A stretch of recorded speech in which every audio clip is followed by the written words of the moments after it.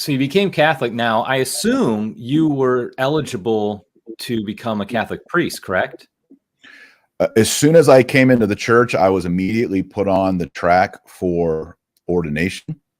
I was made, you'll like this, Eric, I was made lector, acolyte, Eucharistic minister, and candidate for holy orders as soon as I came into the church, and I was on track to be ordained a priest.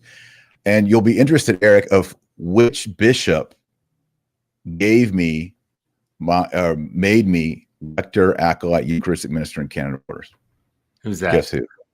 Was it Farrell? Now, Cardinal Farrell. Yeah. Oh, he is thanking God or whoever he believes in that didn't go through, that you didn't go all the way through. Oh my goodness. So but then you obviously decided not to do it. So why? Yeah, I stayed on track for a year or less than a year. And my intention, I mean, I wasn't 100%, but I was moving towards it and exploring being ordained a married Catholic priest. My wife, Joy, was pregnant with our fourth child. We now have 8. And during that year is when he was born, I began to realize, well, man, we're in our late 20s. We have 4 kids. We're definitely going to probably have more unless something happens to us. That means we could have 6 kids, 7 kids, 8 kids, 9 kids. And then as I got to know priests and know the diocesan structure, and I got to know some bishops, and I had a little interaction with, back then, Archbishop Wuerl, because we were in D.C. at that time, North Virginia, D.C. I realized this is not where God's calling me to be.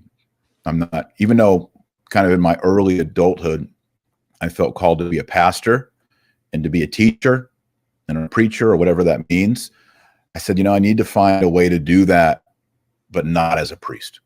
Right. So we were both in DC area at the same time, because I was there when in that time as well. And yeah, I can understand meeting all the people like Archbishop Wuerl and whatnot. And well, my very first few weeks in DC, I was taken to a meeting and I met Cardinal McCarrick and had a meeting with Cardinal McCarrick. And then Wuerl and Farrell, and yeah, I mean, I was definitely embedded in that diocese, and oh my goodness, got to meet some interesting characters. And I think, that part of my story and part of my biography is my initial dunking into Catholicism was in DC, right during that time period when McCarrick was handing the reins over to Wuerl and Farrell was there, and all those things were happening. That is where, I mean, I became a Catholic. I was received in the church in Fort Worth, Texas, and a week or so later, I was in DC. Oh, wow. And I was working there in the Archdiocese. And yeah, so it's personal. Yeah. This is personal. And no one did me wrong. Right. I had a good experience, but that's when I started seeing the cracks